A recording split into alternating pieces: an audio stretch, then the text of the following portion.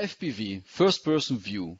First-person view, it's the way that the pilot can see what the drone is doing. The most of the common use is in racing drones, where the pilot have put a camera on the front of the racing drone or any kind of drone or remote piloted vehicle, and use video goggles to see what the camera is seeing and so get the feeling of to be the pilot in command or pilot in the cockpit. To give you an example, it's a small aircraft and you can see here the first person view camera that it's sending through the video sender.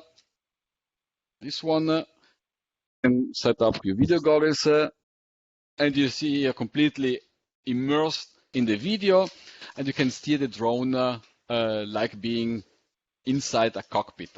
However, the first person view is also used by commercial and military drones where you use usually a desktop screen like a display, a monitor, and you visualize the camera, can be a payload camera or even a first person view camera on the screen. The problem of first person views is the latency. So for drones, so racing drones, the transmission technology used by the video is most analog for two reasons: latency and price.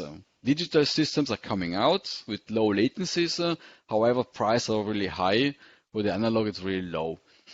If you use beyond vision of sign and first person view on cameras, then you must use like mobile phone networks where the latency can be between 40 to hundreds of milliseconds.